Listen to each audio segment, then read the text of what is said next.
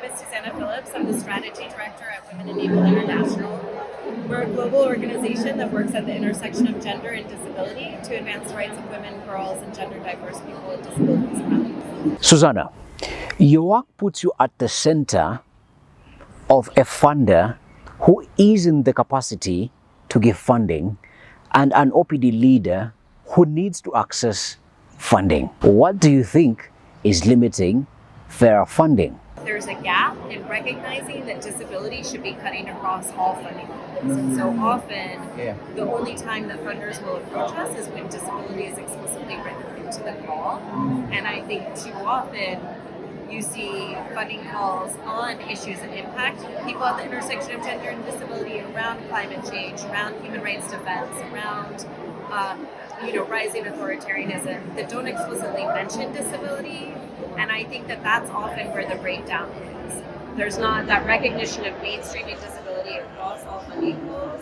There's not the same intentionality when it comes to those funding pools to build in accessibility, to build in inclusion from the start. And I think that oftentimes it's a limitation on accessing meaningful funds. Because we know that funding for disability rights is a very paltry percentage of the total funding for human rights.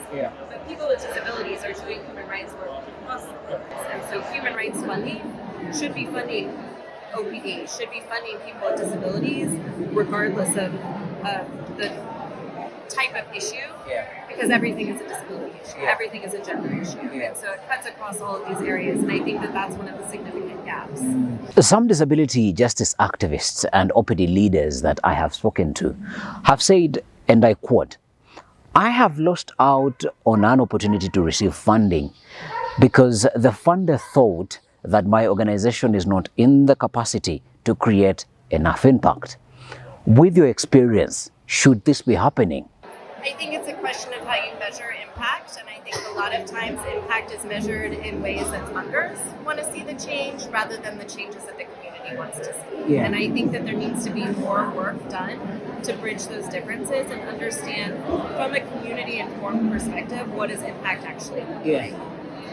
What are the changes that you need to see within your communities to know that you're making a difference? And I think a lot of times, especially when we're talking about issues that have been so historically excluded, even just getting on the agenda, even getting meaningful participation, that is a win. That is an impact. Because so often we can say the most basic things about gender and disability, and people are like, I've never heard that before. And it's because we're so consistently off of the agenda that anything we say feels revolutionary because people just aren't getting access to that information. And so I think there is a disconnect between measurable impact in the terms of numbers and key indicators rather than actually the narrative change, the transformative changes that shift that narrative forward that are so often hidden and not recognized in the impact indicators that drive funding processes.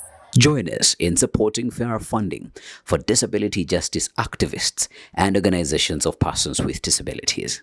Learn more at ad.org.uk/fairer-funding.